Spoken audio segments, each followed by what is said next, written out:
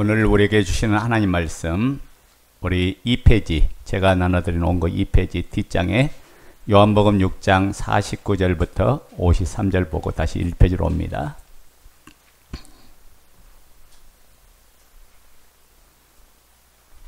자, 다 같이 읽습니다. 시작. 신하가 이르되 주여 내 아이가 죽기 전에 내려오소서. 예수께서 이르시되 가라, 내 아들이 살아있다 하시니 그 사람이 예수께서 하신 말씀을 믿고 가더니 내려가는 길에서 그 종들이 오다가 만나서 아이가 살아있다 하거늘 그 낳기 시작한 때를 물은즉 어제 7시에 열기가 떨어졌나이다 하는지라. 그의 아버지가 예수께서 내 아들이 살아있다 하신 말씀하신 그때인 줄 알고 자기와 그 온 집안이 다 믿으니라. 아멘. 예수께서 말씀하신 그때 그 말씀대로 아들이 치유되고 살아나는 역사가 일어났죠. 오늘 신하에 어떤 왕의 신하가 예수님에게 찾아와서 내 아이가 죽게 됐으니 좀 살려주세요 라고 하니까 내 아들이 살았다 하시니 그 사람이 예수께서 하신 말씀 믿고 가더라. 아멘 됩니까? 믿고 갔어요. 50절에 보면 믿고 갔다고 했어요. 그리고 내려가는 길에 그 종들이 오다가 만났는데 아이가 진짜 살아났다고 이야기하니까 그 살아나는 시기를 가만히 살펴봤더니 언제였어요? 예수님이 말씀한 그 때에 아이가 살아나는 역사가 일어났죠. 여러분, 우리가 계속해서 시리즈로 말씀을 계속해 봤는데 이번 주하고 다음 주까지 연 5주를 이어서 받으면서 오늘 이 시리즈를 종결할 건데 중요한 건 뭡니까? 오늘 봐요. 우리 다시 온거 1번 1페이지 봐요. 로마서 10장 17절. 자, 읽어요. 시작. 그러므로 믿음은 들음에서 나며 들음은 그리스도의 말씀으로 말미암으니라. 자, 봐요. 믿음이 언제 생긴다고요? 말씀을 들을 때 생겨요. 그러니까 여러분이 말씀 듣는 시간에는 믿음이 생기는 시간이에요. 믿음이 상장하는 시간이에요. 믿음을 받는 시간이다가요. 아멘 됩니까? 그래서 여러분 말씀 앞에 귀를 기울이고 마음을 다해서 들어야 될 이유가 여기 있어요. 왜? 말씀을 들으면 내가 살아나고, 말씀을 들으면 변화되고, 말씀을 들으면 능력의 역사를 체험하고 기적의 역사를 체험하기 때문에 말씀을 잘 들어야 된다. 그런 말씀이에요. 우리가 세상에서 여러 가지 소리가 있지만은 우리가 정말 귀 기울여야 되고 우리가 정말 받아야 될 것은 하나님의 생명의 말씀을 듣고 받아야 된다. 그 소리만이 나를 살리고 나를 변화시키고 나를 새롭게 하고 나를 능력 있게 해 주시기 때문에 그래요. 그래서 말씀보다 귀한 것이 없고 말씀보다 복된 것이 없죠. 자, 그래서 우리가 복음서를 주위에서 살펴보면 여러분 기회가 되면 마태복음부터 요한복음까지 이 사복음서를 읽으면서 믿으라는 내용, 이 믿는다는 이 내용이 몇 번이나 나오는가 한번 찾아보세요. 여러분 누가복음 24장에 예수님이 십자가에 죽고 난 이후에 이제 소망을 잃어버리고 엠마오로 내려가던 두 제자가 부활하신 예수님을 만나 다시 예루살렘 올라가서 제자들을 찾아와서 예수님이 부활하셨다라는 소식을 전할 때 그때 부활하신 예수님이 나타났죠. 그랬더니 제자들의 반응이 어떻습니까? 제자들의 반응이 어떻게 나서요? 유령이다, 귀신이다, 고스트라고 이야기했어요. 깜짝 놀라고 두려워했어요. 오늘 본문 누가복음 24장 36절부터 38절 읽어요. 시작. 이 말을 할 때 예수께서 친히 그들 가운데 서서 이르시되 너희에게 평강이 있을지어다 하시니 그들이 놀라고 무서워하며 그 보는 것을 영으로 생각하는지라. 예수께서 이르시되 어찌하여 두려워하며 어찌하여 마음에 의심이 일어나느냐.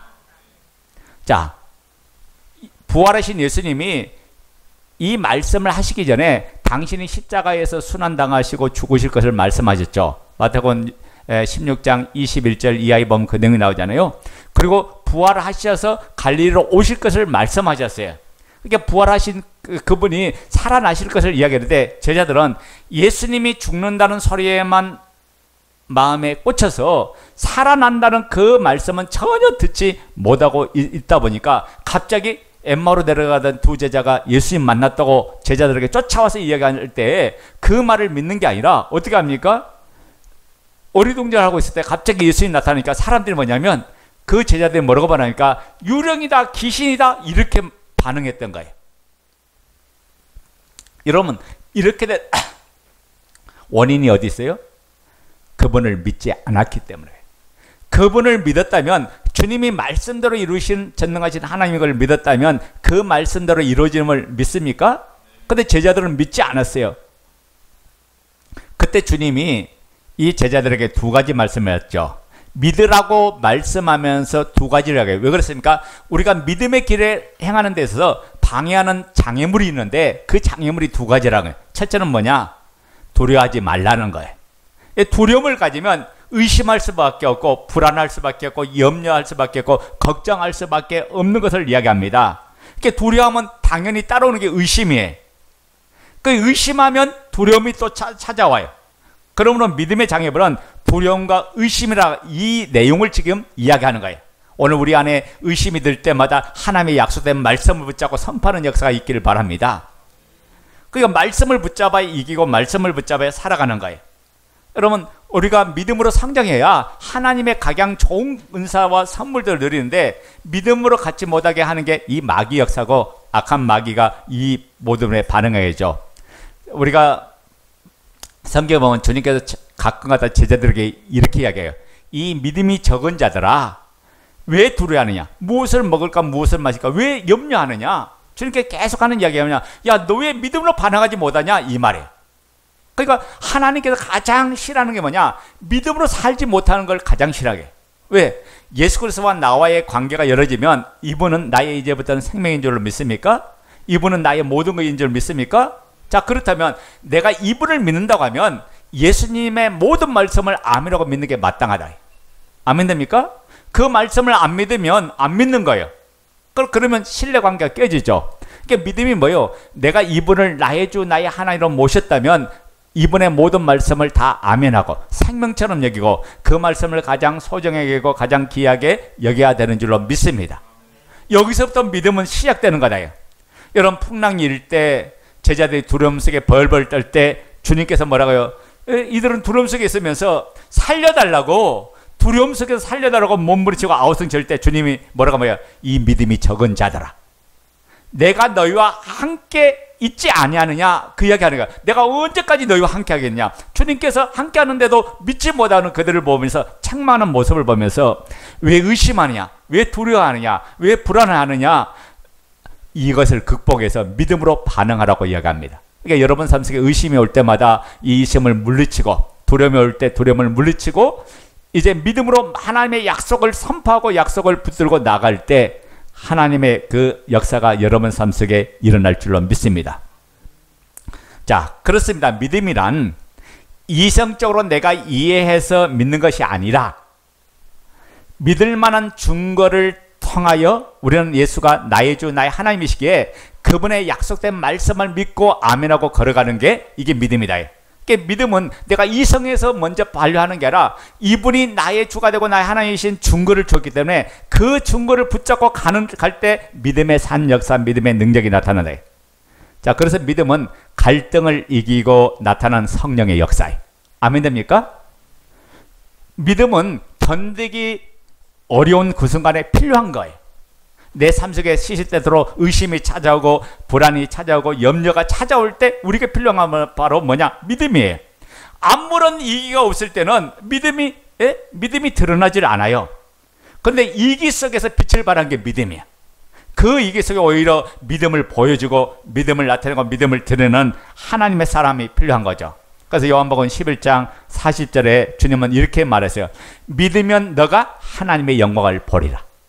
믿을 때 하나님의 약속된 말씀이 실현되고 나타나고 이루어진다는 사실을 알라고 이야기합니다. 여러분 인생에 질병의 어려움이 찾아왔습니까? 삶의 고통이 있습니까? 생의 아픔이 있습니까? 그렇다면 모든 질병을 고치시는 주님의 은혜를 믿고 주 앞에 나오시기 바랍니다. 그분을 만나면 돼요. 그분으로부터 은혜와 능력을 받으면 내 삶의 고통, 내 인생의 모든 문제의 난관을 해결하는 그분의 좋으신 하나님을 경험하게 될 것이. 그래서 우리는 더 나아가 주님의 사랑과 능력을 전파하는 하나님의 사람으로서 이 어둠을 물리치고 그리스도의 생명의 빛을 전하는 하나님을 사는 것, 이것이 아버지가 우리를 향한 하나님의 뜻이요 하나님의 소원이에요. 그러니까 하나님께서 가장 기뻐하는 뭐냐? 믿음으로 사는 우리를 가장 기뻐하신다. 우리가 어떤 행위를 향하는 것보다도 더 중요한 뭐냐? 믿음으로 반하고 믿음으로 살고 믿음으로 고백하고 믿음으로 달려가는 이 모든 것을 하나님이 가장 기뻐하시는 줄로 믿습니다. 여러분, 우리가 복음으로 확정되고 누리는 것은 말씀을 주시는 주님의 은혜에 집중할 때 누려지는 거예요. 그래서 제가 첫 시간에 그랬죠. 자, 첫 시간에 어떤 역사를 얘기했습니까? 그래서 여러분 말씀을 들을 때 주님께 마음을 쏟고 집중해서 그 예배에 참여하는 자가 되어야 된다. 간절한 마음으로 성령님께 의뢰하면서 말씀을 집중하고 몰입해야 돼요. 그래서 이 예배 시간에 하나님과 나와의 관계 속에서 아무것도 개입하지 못하도록, 내 생각이 들어오지 못하도록, 내 계획이 들어오지 못하도록, 내 온갖 잡생각이 들어오지 못하도록 하나님과 나와의 관계 개입하는 모든 것들을 우리가 믿음으로 막고 오직 주님 앞에 마음을 다하고 마음을 쏟고 집중해야 된다. 이걸 다른 말로 말하면 뭘까요? 사모하여. 사모하며. 여러분, 사모함이 있고 간절함이 있고 주님을 만나기를 소원하는 열정이 있으면 아무도 그 사이에 들어올 것이 없어요. 그러니까 여러분이 영적인 태도가 그만큼 중요한 거예요. 말씀을 받는 태도가 중요하고 예배하는 태도가 중요하고 하나님 앞에 나오는 자세가 중요하다가요.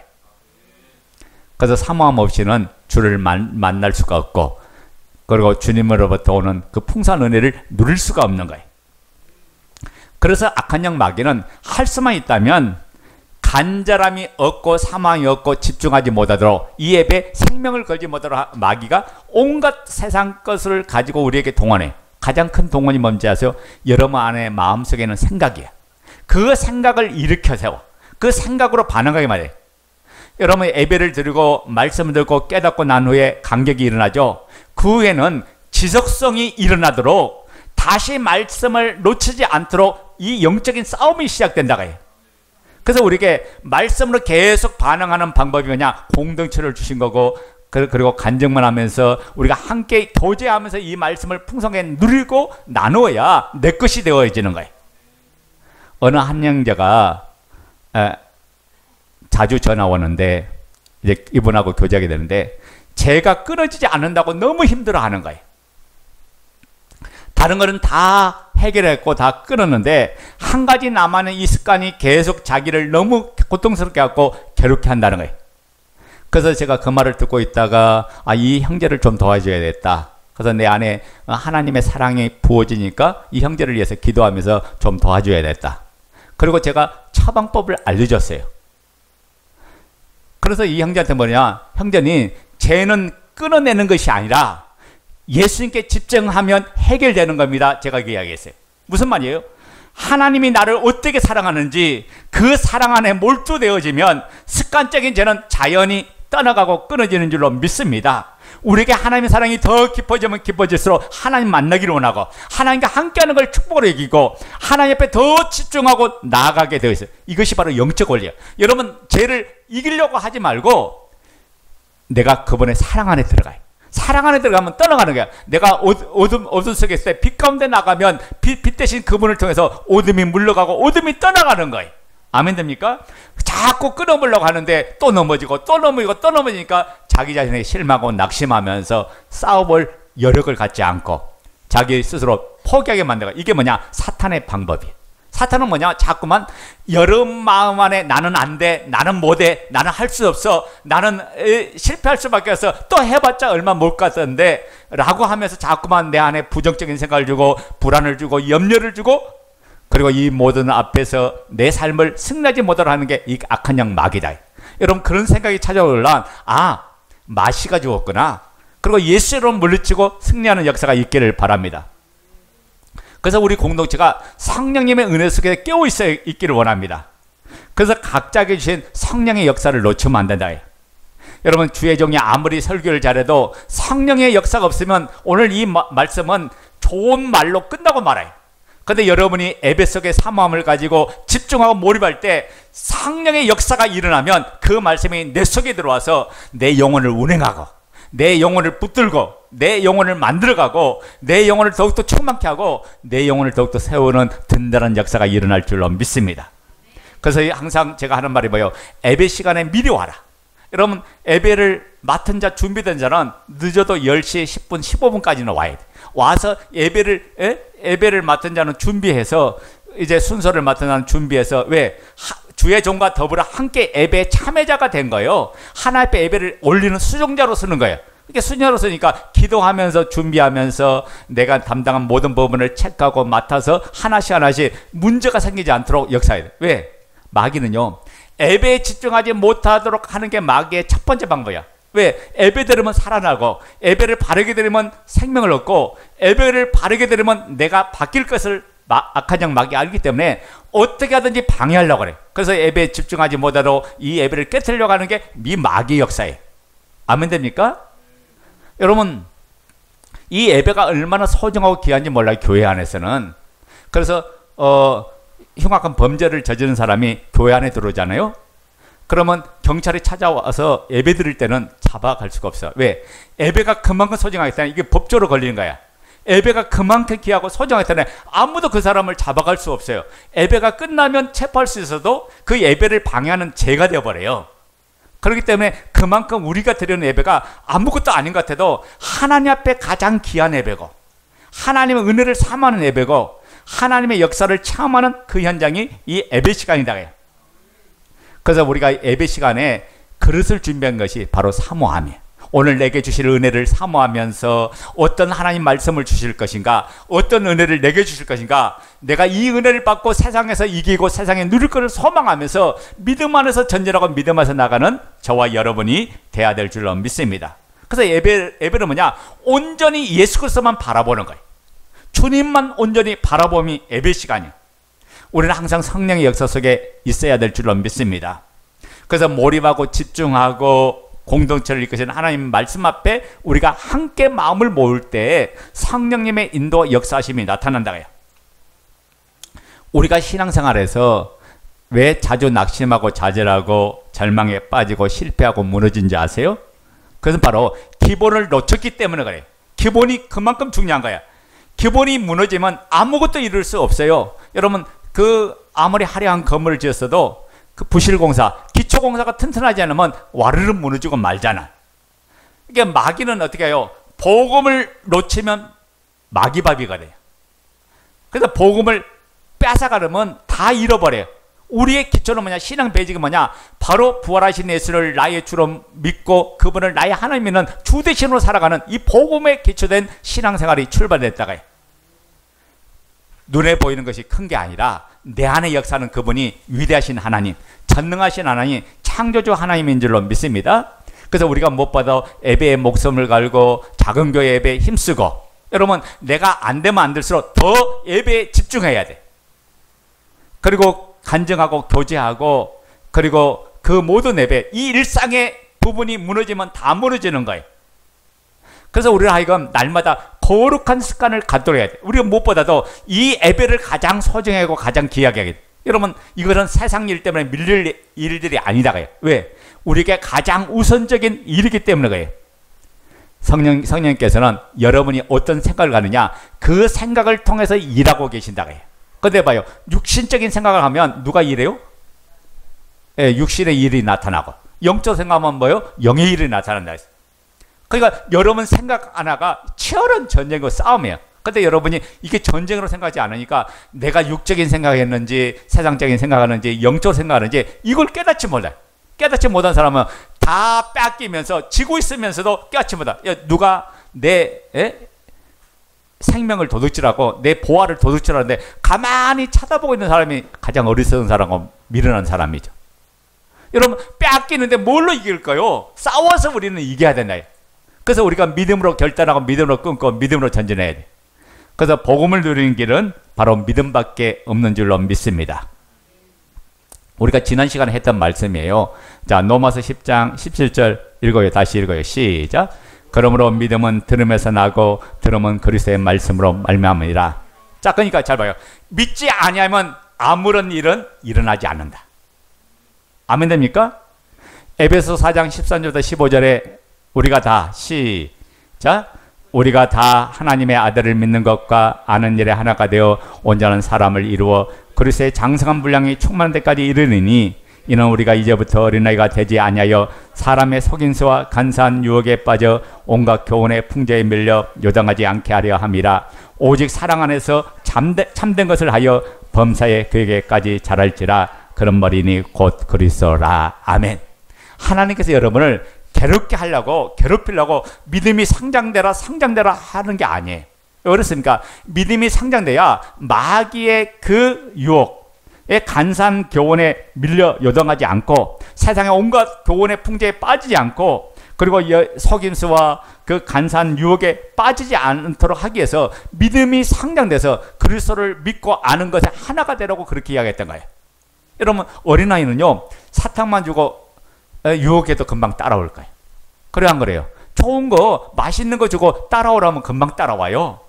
왜? 분별력이 없기 때문에. 마찬가지야. 여러분이 예수 안에서 구원 얻었다 할지라도 믿음이 상장하지 못하면 무엇이 옳고 그른지 알 수가 없어. 그래서 마귀가 끌고 가는 대로 빨려갈 수밖에 없고 끌고 가는 대로 따라갈 수밖에 없는 거죠. 여러분, 하나님께 가장 싫어하는 게 뭐냐? 믿지 않는 걸 가장 싫어한다. 믿지 않으면 아무런 일이 일어나지 않아. 믿을 때 일이 일어나는 거예요. 그래서 따라서 합니다. 아는 것과 믿는 것은 다르다. 아는 것은 머리로 동의하는 거예요. 이해하고 동의한 거예요. 그런데 믿는 것은 그 알미 삶으로 나타나는 게 믿는 거예요. 그 알미 행동으로 나타나는 게 믿는 거예요. 이렇게 순종하지 않으면 그 알미 삶으로 안 나타나요. 그래서 말씀을 믿는 자는 감격하고 순종하는 거예요. 하나님의 약속을 믿는 사람은 그 말씀 앞에 엎드리고 감격하고 순종해요. 그래서 자기가 순종하지 못한 요소를 자기를 날마다 차서 복종시키면서 오늘 또 주님의 말씀이 내 속에서 이루어지기를 원합니다. 내 삶 속에서 이루어지기를 원합니다. 내 환경 속에 이루어지기를 원합니다. 내 생활 속에서 이루어지기를 원합니다. 그 말씀대로 이루어지는 놀란 축복이 일어나게 하옵소서. 그러면서 하루를 살아가니까 얼마나 소망이 넘쳐. 그리고 기대가 되죠. 꿈이 꿔지는 거예요. 마태복음 13장 57절부터 58절 1페이지 하반부에 있죠. 밑에 부분. 자, 읽어요. 시작. 예수를 배척한지라 예수께서 그들에게 말씀하시되 선지자가 자기 고향과 자기 집 외에는 존경을 받지 않음이 없니라 하시고 그들이 믿지 않음으로 말미암아 거기서 많은 능력을 행하지 아니하시니라. 여러분, 예수님이 가는 곳마다 센세이션을 일으켜서 수많은 기적과 표적과 이적이 막 따라다니까 소문과 난리가 난 거예요. 수많은 사람들이 쫓아왔는데 예수님께서 자기 고향에서는 이적을 행하지 않았어요. 왜 그럴까요? 사람들이 저 사람 목수의 아들이지 않느냐? 나사렛에서 무슨 사는 것이 나오겠냐? 예수님을 믿지 않았어요. 그러니까 예수님께서 이적을 행하지 않는 거예요. 마찬가지요. 여러분이 그분을 나의 주 나의 하나 안 믿으면 기적은 없는 거야. 능력은 없는 거야. 믿지 않은데 믿음의 결과가 나올 수 없는 거죠. 여러분, 왜 인생이 내가 이 어둠에서 빠져나오지 못하는가? 내가 하나님 약속된 축복을 누리지 못하는가? 믿지 않으니까 그렇다. 믿으면 그 약속이 그대로 이루어지는데 믿지 않았기 때문에. 믿는 자는 약속된 능력을 경험하지만은 믿지 않은 자는 아무것도 누릴 수가 없다. 그러면 왜 믿지 않을까요? 믿지 않은 이유는 자기가 주인 되었기 때문에 믿지 않아요. 그러니까 자기 생각과 자기 경험이 여전히 주인 돼서 삶을 살아가. 내가 주인이니까 내 생각대로 내 방법대로 하는 거예요. 말씀을 믿지 않는 거예요. 그래서 요한복음 16장 5절에 뭐라고 합니까? 하나님 앞에 가장 큰 죄는 그들이 예수 그리스도를 믿지 않는 죄. 이 죄가 가장 큰 죄라고 요한복음 16장 5절에 성령께서 오셔서 우리에게 책망한다, 그 이야기하는 거예요. 여러분이 진짜 예수님을 믿어요? 예수를 믿으면 그 말씀에 아멘하는 게 마땅하고 그 말씀에 순종하는 게 마땅해요. 그 말씀을 따라가는 게 마땅해요. 예수님을 주로 믿으면 주님이 기뻐할 일이 우리의 삶의 일부분이 될 수밖에 없어요. 하라고 하지 않아도 예수님을 믿는 사람은 따라서 움직이고 따라서 순종할 수밖에 없는 거죠. 여러 가지 결국 이런 말 저런 말 온갖 핑계를 다 한다 할지라도 결국 믿지 않았기 때문에 이 결과가 나온 거다. 여러분, 우리의 영혼 구원은 믿음의 완성이다. 아멘 됩니까? 믿어야 우리는 끝까지 약속의 땅, 그 가나안 땅 들어갈 때까지, 천국에 들어갈 때까지, 영생의 삶에 들어갈 때까지 이게 ing로 달려가는 거지, 안 믿으면 우리는 멈춰버려요. 성경은 뭐냐면 한 번 구원은 영원한 구원이 아니에요. 중간에 배도할 자가 있고 타락할 자도 있다고 했잖아요. 중간에 예수 믿다가 포기할 자도 있다고 했어요. 이 사람은 구원받는 게 아니에요. 구원의 길에서 탈락된 사람이에요. 그러니까 하나님께서 저와 여러분에게 부활을 통해서 모든 사람에게 믿을 만한 증거를 줬던 게 이게 놀란 축복이다. 근데 그 증거를 통해서 그 예수를 하나님으로 주라고 믿으라고 했는데 믿지 않으니까 신앙생활에 기쁨이 나지 않은 거예요.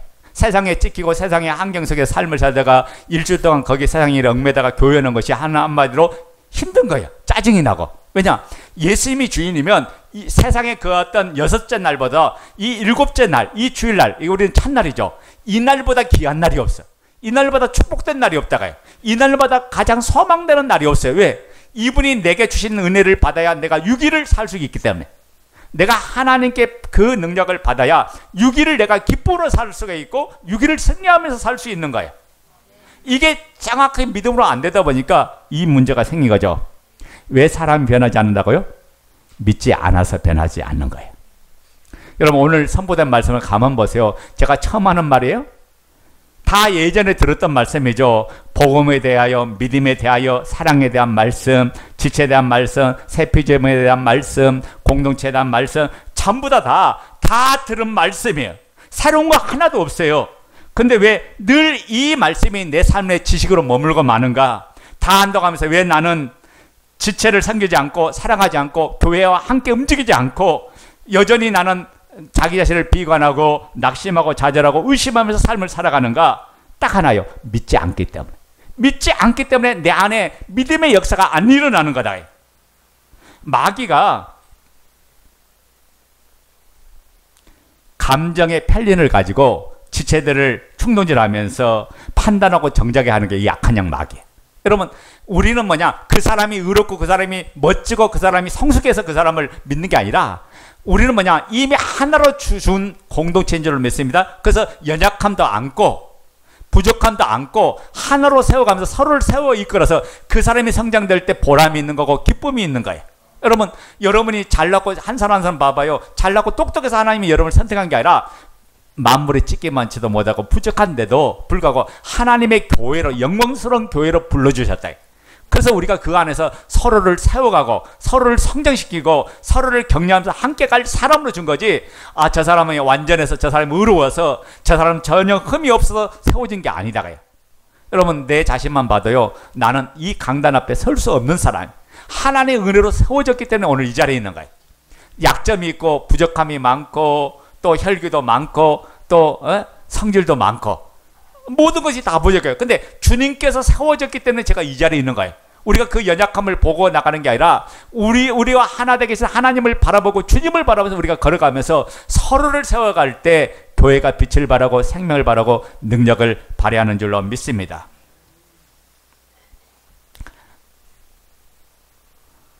오늘 사도 바울은 새 피조물 됐음을 확신했지만 여전히 죄가 나오는 자기 모습을 쳐다본 거예요. 여러분 봐요.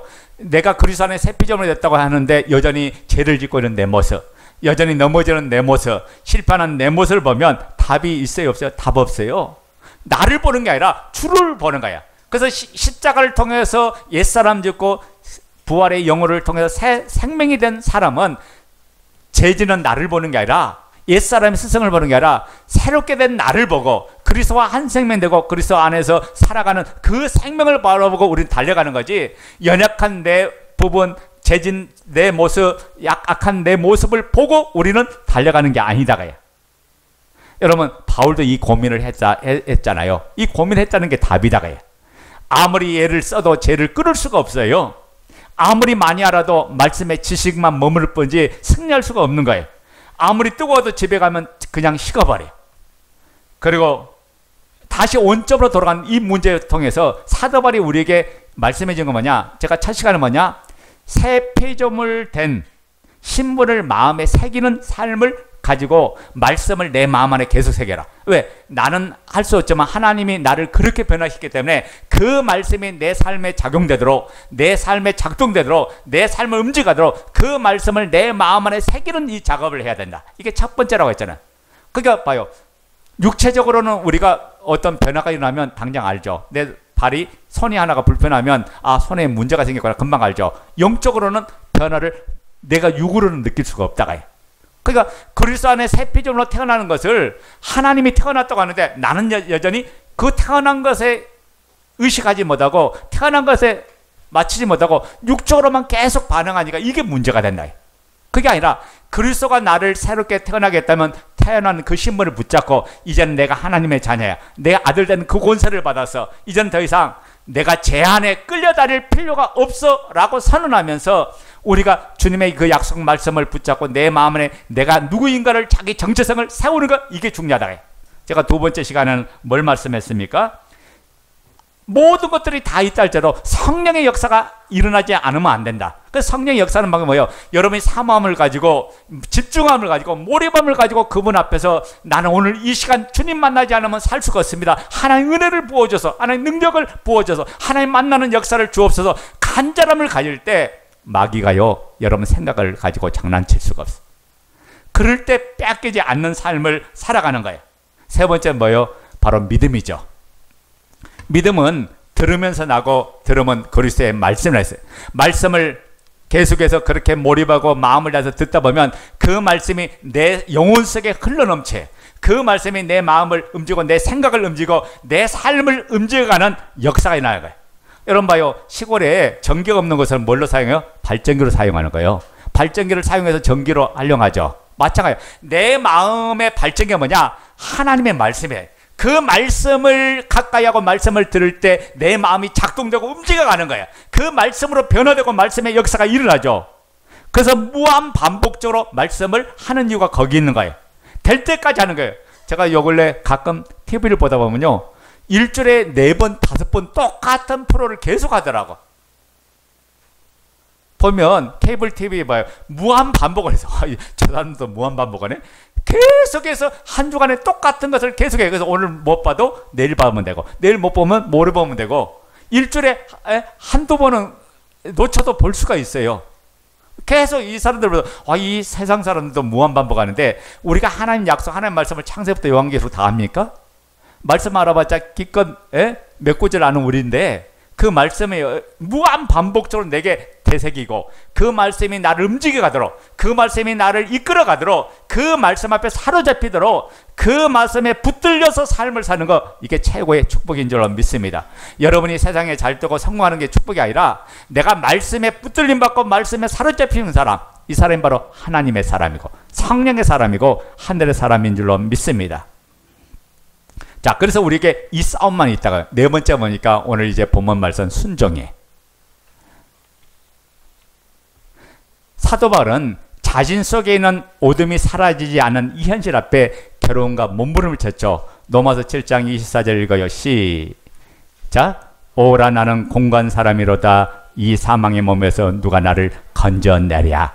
바울은 뭐냐면 이 사망의 몸에서 이 공고하다는 이 말이 탈라이 포로스라는 헬라를 썼는데 심한 고통, 깊은 절망감으로 마음이 찢어진 상태. 그러니까 자기가 계속 실패하고 넘어지고 계속 죄지는 자기 모습, 여기에 붙들리는 자기 모습에서 마음이 절망감으로 찢어진 그 상태를 얘기한다고 해요. 바울이 이 고통을 당했다는 게 우리에게 소망이 되고 위로가 된다고 해요. 왜? 그렇게 예수님 다음으로 위대한 사람인데 하나님의 사람인데 그 사람도 계속해서 고통 속에 가고 괴로움 속에 있어요. 근데 바울이 이 고민 속에서 끝난 게 아니라 이 고민 속에 답을 찾았어요. 그건 뭐냐? 하나님의 말씀을 실제로 믿는 것이 바로 답이라는 사실을 알았어요. 그 말씀을 붙잡고 나갔더니 성령의 역사가, 성령의 생명의 법이 죄와 사망에서 자기를 완전히 자유케 하고 회복시켜주고 새롭게 해준 새 피조물이라는 사실을 정확하게 깨닫게 해주더라고요. 여러분, 우리가 강력한 거룩한 삶은 불같은 의지로 시작되는 게 아니라 오직 거룩한 삶은 흔들리지 않은 믿음으로 시작되는 줄로 믿습니다. 우리의 기초는 뭐냐? 세상의 재료가 아니라 하나님의 약속된 말씀을 믿는 믿음으로 기초가 이루어진다.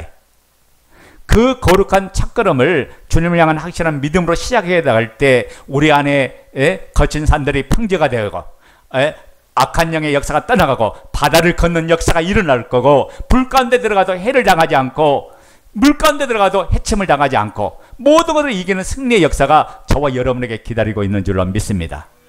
왜 변하지 않는다고요? 왜 확증이 안 일어날까요? 믿지 않기 때문에.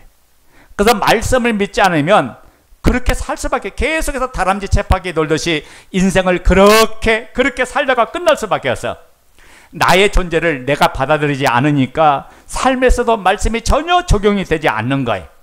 혼미 속에 있는 사람들은 변화가 먼저 있어야 내가 그런 존재임을 믿을 수 있다고 생각하지만은 이것도 전부 내 관점에서 복음을 받고 있는 거예요. 그게 아니라 하나님께서 이미 이루신 복음을 내가 믿고 나갈 때 내 삶이 그렇게 변화됐음을 체험하고 경험하는 거예요. 우리가 순서가 바뀌면 혼미 속에 있는 거죠. 그러니까 새 피조물로 살아가는 뭐냐? 내가 이미 그렇게 만들었기에 너는 믿고 따르라는 거예요. 아멘? 그래서 요한복음 14장 1절에 너희가 하나님을 믿느냐? 곧 나를 믿어라. 왜? 그분이 바로 우리의 주가 되고 우리의 하나님 되시고 우리의 창조주가 되고 전능하신 하나님이신 것을 예수 그리스도가 누구인가를 정확하게 보여줬기 때문에 우리는 그분을 믿을 때 믿음의 역사가 일어난 줄로 믿습니다. 따라서 합니다. 말씀을 실제 삶에서 누리는 비결은 순종에 달려있다. 어디에 달려있다고요? 순종에 달려있다. 자, 복음을 누리는 비결은 어디에 달려있냐? 순종에 달려있어요. 자, 그러니까 복음을 누리는 자는 누구예요? 순종하는 자예요. 순종하는 자. 믿음도 순종이에요. 그래서 믿음도 순종이에요. 예수님의 말씀대로 그대로 믿는 것에 순종할 때 진짜 복음을 내 삶에 누리는 거예요. 우리 사도행전 5장 32절 한번 보겠습니다. 성경 찾아요. 사도행전 5장 32절.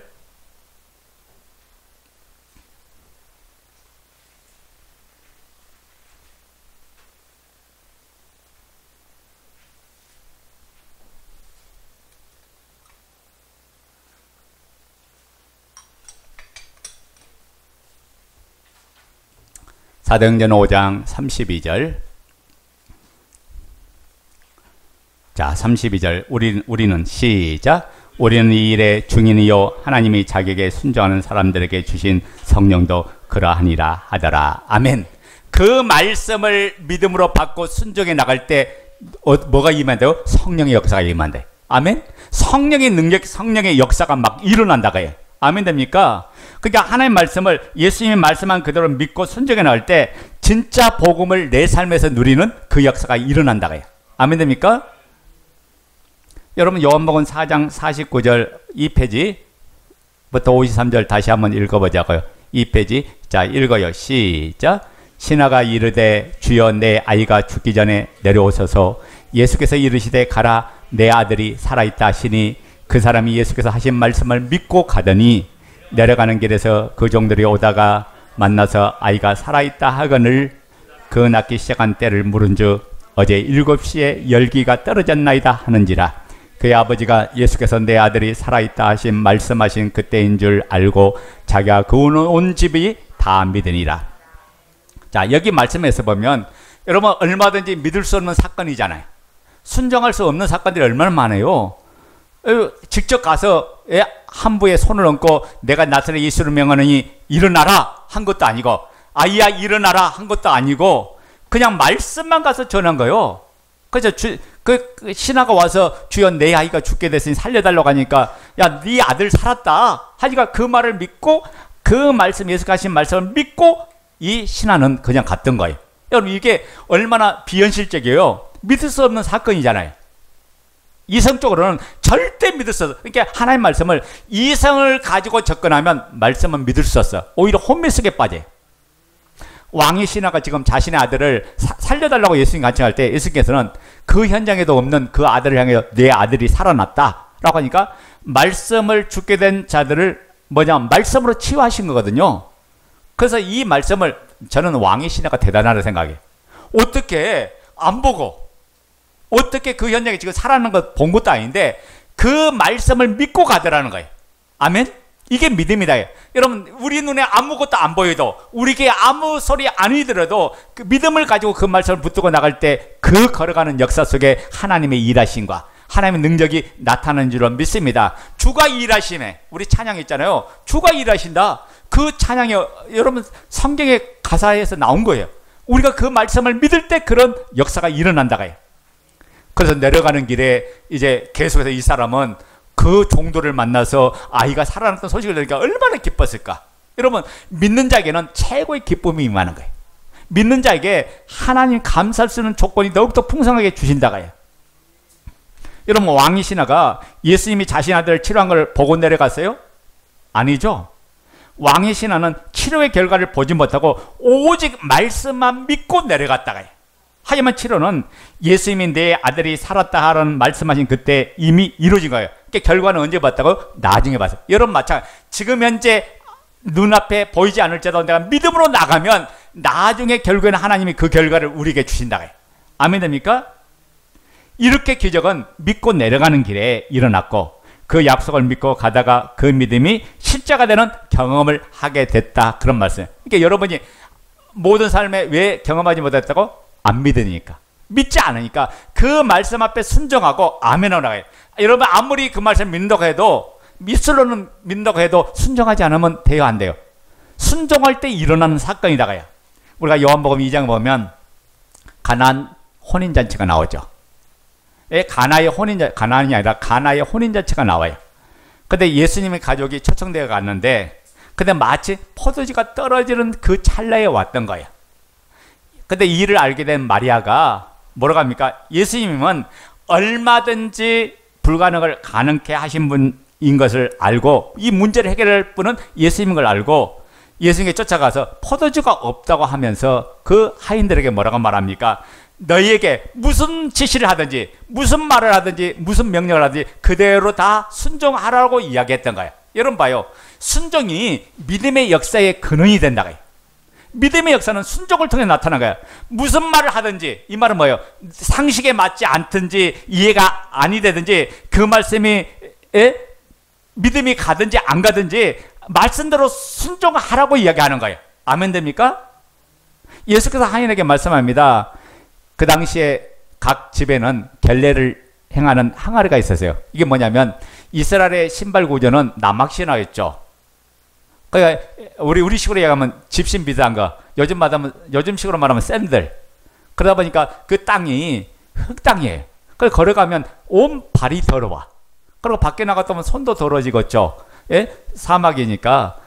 그러니까 어떻게 해요? 반드시 그 집에 초청하면 제일 먼저 결례를 뜨는 항아리에서 물을 떠다가 손을 씻었어요. 손발을 씻었어요.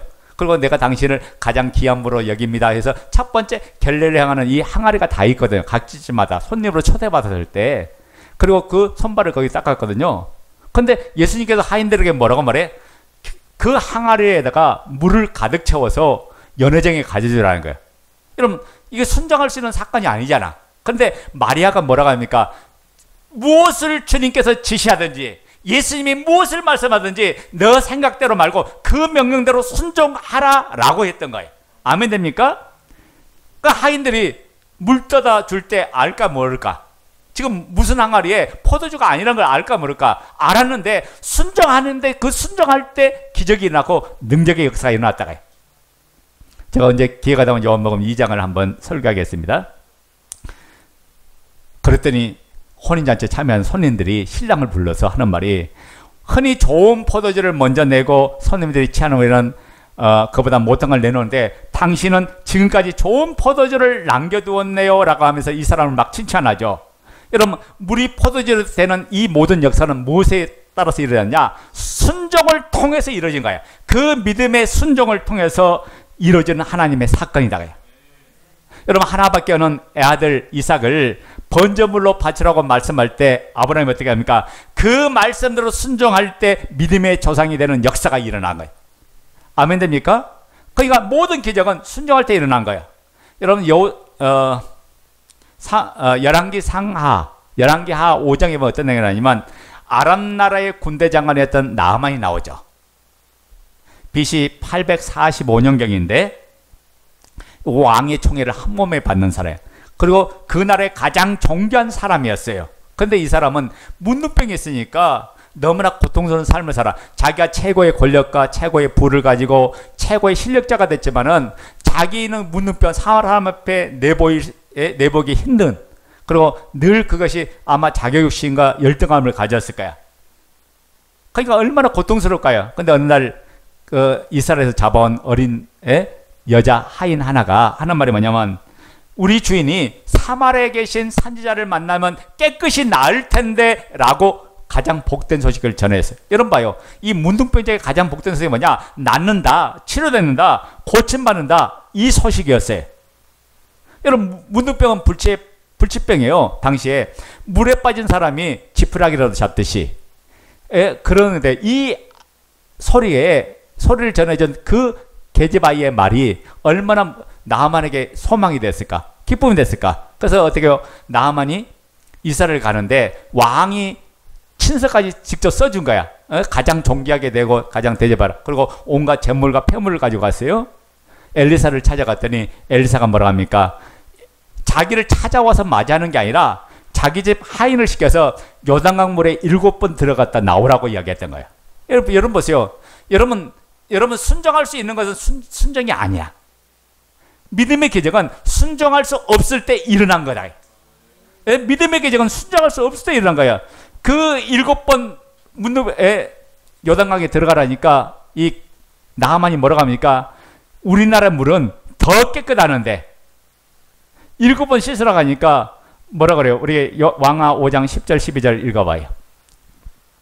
자, 시작. 엘리사가 사자를 그에게 보내 이르되 너는 가서 요단강에 몸을 7번 씻으라 내 살이 회복되어 깨끗하리라 하시는지라. 나하만이 노하여 물러가며 이르되 내 생각에는 그가 내게로 나와 서서 그의 하나님 여호와의 이름을 부르고 그의 손을 그 부위에 흔들어 나병을 고치까 하였도다. 다메섹 강 아바나와 바르바른 이스라엘 모든 강보다 낫지 아니하냐. 내가 거기서 몸을 씻으면 깨끗하게 되지 아니하려 하고 몸을 돌려 분노하여 떠나니. 자 봐요. 엘리사가 나온 것도 아니고 그 하인이 명령하는 내용을 듣고 나하만이 뿔이 요만큼 났어요. 그래서 하는 말이 뭐예요? 내가 왔는데 당연히 나와서 당차에다 손을 얹고 그 한 번에다 손을 넣고 고치는 치료하는 역사가 일어나야지, 축사가 일어나야지. 그것도 하지 않았다고. 그러면서 뭐랍니까? 다메섹 강 아르바와 바르발은 요단강보다 훨씬 깨끗해요. 거기 차라리 7번 들어가서 나오면 되지 않겠냐. 막 화가 나가 분내서 그렇게 혈기 등등하게 분내서 그렇게 그곳을 떠나갈 때, 자 어떤 역사가 일어납니까? 그의 부하 중에 한 사람이 만류했죠. 아니 선지자가 이보다 더 힘든 거 명령해도 당신은 지금 치료받아 왔지 않아요? 어떻게 하든지 고침받아야 되잖아요. 그 명령에 순종했을 건데 아니 이것도 못하냐? 라고 나하만 옆에 그 이야기예요. 여러분, 그러니까 나하만 옆에 좋은 사람이 있었어. 믿음으로 반응하도록 하게 해줘서 순종하도록 해준 사람이 있다는 게 중요해요. 여러분 공동체 안에 여러분이 모두 다 그런 사람 되기를 예수 이름으로 축원합니다. 나하만이 몹시도 자존심이 상했지만은 아쉬운 놈이 우물 판다고 엘리사가 말한 대로 요단강물에 1번, 2번, 3번, 4번, 5번, 6번 잠겼는데 여러분 한 번 들어가서 나면 조금씩 치료되면 얼마나 좋아. 여전히 똑같아요. 근데 7번, 7이라는 성경이 이르는 완전수예요. 완전히 순종했다. 그 말씀이 어찌됐든 간에 순종했을 때 치유의 역사가 일어났던 거예요. 깨끗함이 일어났어요. 뭘 통해서 일어났어요? 순종을 통해서 일어난 하나님의 사건이다가요. 여러분 불치병만 치료된 게 아니라 피부까지 좋아졌어요. 믿음이 없다 할지라도 옆에서 말씀하다 순종하니까 자신의 삶이 영광스럽게 변하는 축복을 누리게 됐다, 그런 말이에요. 그러니까 어떤 표징과 증거가 현상이 없다 할지라도 중요한 건 뭐냐? 끝까지 그 약속된 말씀을 믿으세요. 그리고 순종하고 나가세요. 그럼 하나님께서 결국에는 하나님의 가장 좋은 곳으로 여러분을 채워주는 역사를 경험하게 하실 겁니다. 자, 따라서 합니다. 순종은 의지의 문제가 아니라 믿음의 문제이다. 사무엘상 15장에 이런 내용이 나옵니다. 하나님께서 선지자를 통해서 사무엘 선지자를 통해 사울 왕에게 명령하죠. 뭐라고 말합니까? 아말렉 족속을 완전히 진멸하라. 그 소와 양축 상관없이 거기 있는 모든 걸 다 진멸하라고. 어린아이를 할 것 없이 모든 걸 다 진멸하라고 했어요. 그때 사무엘의 명령을 들었던 이 사울 왕이 그 아말렉을 가서 쳐서 공격해서 승리했는데 어떻게 합니까? 하나님께서 다 죽이라고 했는데 뭘 놔뒀어요? 소와 양축 좋은 거는 다 가지고 끌고 왔어요. 끌고 왔을 때 사무엘 선지자가 말할 때 그잖아요. 너 왜 하나님 명령에 순종하지 않았니? 라고 하니까 사울이 뭐라 그래요? 예, 하나님 앞에 번제 드리려고 이 소와 양쪽이 제물을 지금 가져왔습니다. 라고 했던 거예요. 그랬더니 사무엘 선지자가 뭐라고 말합니까? 우리 한번 볼까요? 사무엘상 15장 22절 23절 구약성경 사무엘상 15장 22절 23절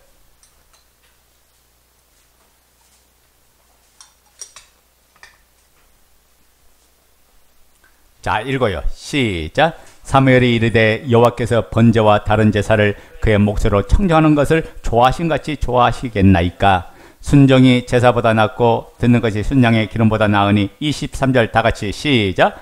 이는 거역하는 것은 점치는 죄와 같고 완고한 것은 사신 우상에게 절하는 죄와 같음이라.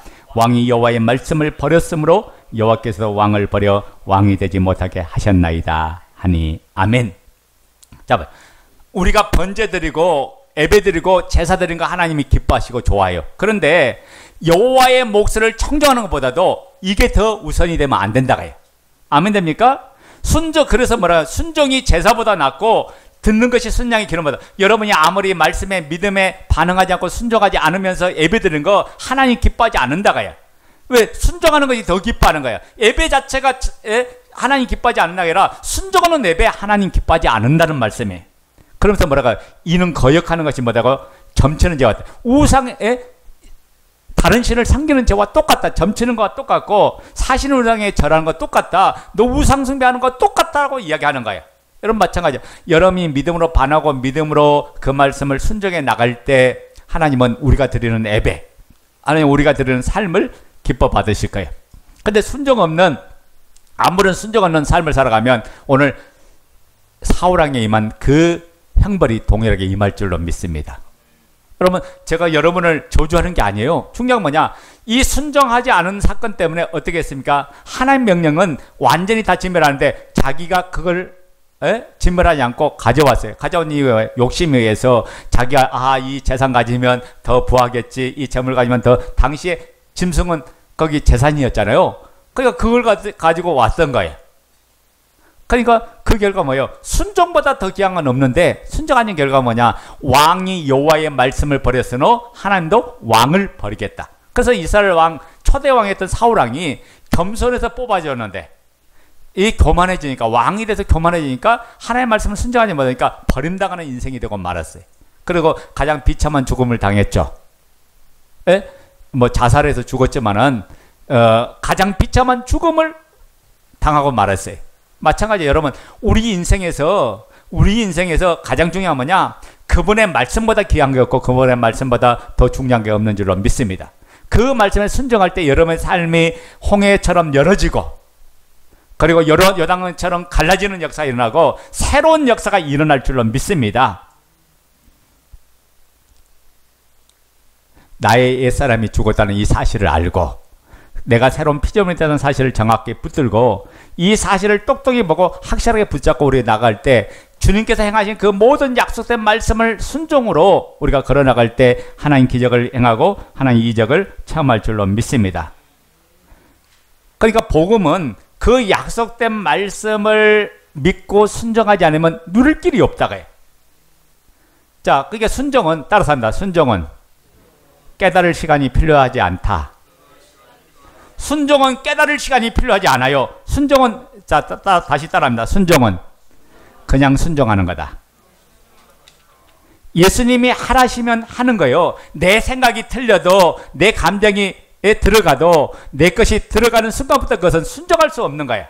내 생각대로 하면 순종할 수 없어요. 내 감정이 들어가고 내 것이 들어가면 순종할 수 없어요. 순종할 수 있는 것은 깨닫는 것이 아니라 그대로 믿음으로 반응하고 순종해 나가는 거죠. 그냥 하는 거예요. 그냥 전진하는 거예요. 그냥 앞만 보고 가는 거예요. 그분이 약속했기 때문에 약속대로, 결과는 내가 생각하지 않고 하나님이 행하실 것을 믿고 걸어가는 거예요. 이게 순종이에요. 여러분, 순종이 여리고성을 무너뜨렸어요. 당시 여리고성은 웬만한 전력 가지고 무너뜨려서는 완전 초롱벽이에요. 5m나 된대요. 성벽이. 그걸 어떻게 점령해요? 근데 어떻게 순종하니까 하나님 방법으로 여리고성을 무너뜨리는 역사가 일어났잖아요. 우리 순종이 우리 안에 죄를 무너뜨려요. 죄가 사라진다는 게 아니라 성령께서 순종한 자를 붙드셔서 성령께서 죄를 통제하시고 죄를 다스려 간다고 말해. 아멘 됩니까? 하나님의 통치가 임하는 방법, 순종하는 것에 하나님 나라가 임하고 하나님 통치가 있고 믿음의 산 역사가 일어납니다. 복음이 실제가 안 된 혼미하는 자들이 얼마나 많은지 몰라. 여러분, 사람들이 착각하겠어요. 예수 믿으면 구원 온다고 하니까 단순하게 난 믿었으니까 구원 없겠지. 아니요. 예수를 주로 안 믿으면 구원 없어요. 예수를 주로 믿고 그분을 내 마음의 주로 모시고 그 다음에 이분이 죽었다가 살아난 것을 내 마음에 믿을 때 구원 얻는다고 했지, 그냥 단순히 믿는다는 말은 그 내용이 포함되는데 그 내용 없이 믿는 것은 그거는 우상행위나 똑같아. 아멘 됩니까? 많은 사람들이 대부분 이런 생각을 가져. 예수님의 부활을 통해 항상 믿는다고 생각을 해. 부활이 확실하다고 생각해요. 그래서 1초도 믿지 않은 적이 없다고 생각을 해요. 그런데요, 진짜 믿지 않으니까 순종하는 거야. 내가 순종하지 못하고 있다. 안 믿으니까 순종 못한 거야. 이건 완전히 뒤집어지는 거예요. 아멘 됩니까? 이제 우리가 예수 그리스도가 누구인지를 정확하게 알았다면 그분만이 나의 주가 되고 나의 하나님이신 걸 믿습니까? 그분의 말씀 앞에 순종하는 삶이 마땅합니다. 순종이 더 큰 하나님의 은혜 역사예요. 순종하지 못하면 나는 여전히 안 믿고 있는 거다. 그 마치 누가 나에게 최고의 승용차 람보르기니 명품 예제차를 줬어요. 시속 300km 이상 달리는데 내가 불안하고 염려하니까 100km만 달리고 있다. 그 명품을 그대로 사용해 못해요. 사용하지 못하고 똑같은 거예요. 하나님께서 여러분에게 시온의 대를 활짝 깔아주고 열어주셨는데 내가 믿음으로 걸어가지 못하니까 하나님 역사를 날마다 체험하지 못하고 그저 내가 가진 생각 범위 내에서만 살아가는 거, 이건 믿음이 아니다. 그분을 믿고 그분의 말씀에 순종해봐야 나와 함께 하시는 하나님의 은혜를 날마다 모든 삶에 경험하니까 우리는 늘 항상 감사할 수밖에 없어. 항상 기뻐할 수밖에 없어요. 하나님의 살아계심이 오늘 내 삶에 적용되고 나타나고 이루어지는 이 놀라운 역사가 일어나기를 예수의 이름으로 축원드립니다.